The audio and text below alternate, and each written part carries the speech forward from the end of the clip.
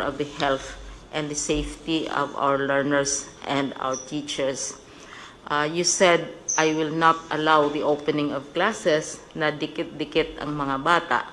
Para sa akin, bakuna muna bago andyan ang bakuna, okay na. We are saying because there is confusion and anxiety among Filipinos, families, especially the parents. We are here to state that we are one with you, Mr. President, in this non-negotiable commitment. It is the first and the most important principle when we worked out our learning community plan with all the details. We stated this also. The first and foremost concern is the health and safety of our learners and our teachers. Mr. President, there has been a confusion among our people who associate the opening of school with what we describe as face-to-face classes, where we are used to learners, we are used to teachers facing each other, and we are used to children going to school physically.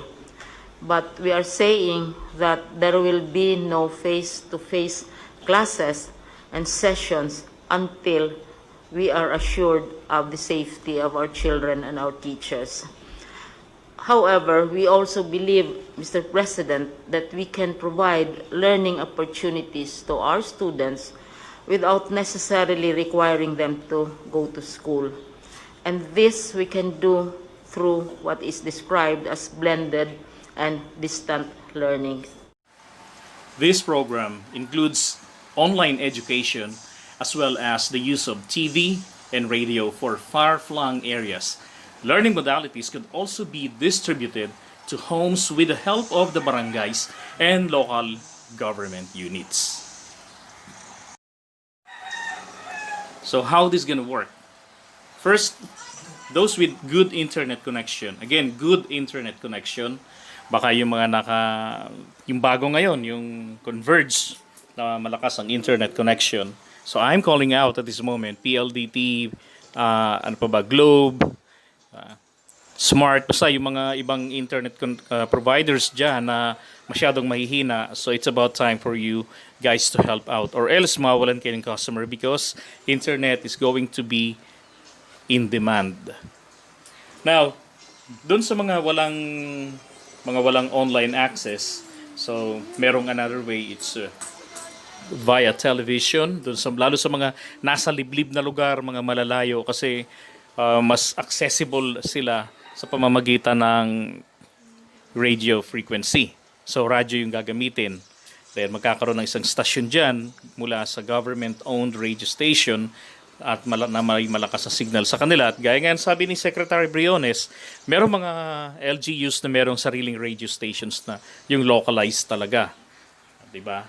Tapos meron ding through television at saka yung mga nangangailangan ng mga writing materials or reading materials, so other learning modalities, papadala sa kanila sa tulong ng barangay at LG.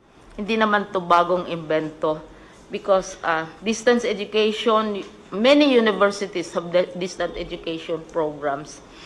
Many local governments have radio stations. We are utilizing existing ways of communication without necessarily requiring our children to go to school. So they can still go to school, they can still study, teachers can monitor them as well as their parents. So ito yung namin, Mr. President, which we would like to share with you, and we seek your approval of our alternative ways of learning, which are already existing right now. And these are being done by many schools. But this time, mas malaki ang emphasis because we are now shifting to less physical, face-to-face classes. But education will continue, Mr. President. Thank you. I'm impressed with the simplicity of the program. And I believe that all that you have said is really feasible.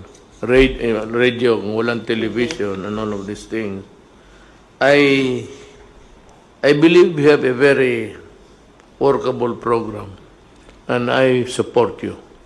And should you require any help from any of the departments, Pero si Senator Amy Marcos ay merong suggestion na gawin daw na localized ang pagsisimula ng klase ng mga bata. Lalo na yung way of learning. Kasi may mga probinsya, may mga lugar na COVID-free. At katulad ng lugar nila sa Ilocania, yung maraming lugar din sa Ilocania, and then some parts in Mindanao, na wala namang COVID cases. So, kasi iba kasi yung merong teacher sa harapan na nagtuturo, nagbibigay ng instruction sa mga bata at matatanong nila, which is very ideal. Sana ganun nga talaga yung nangyayari. No, merong interaction.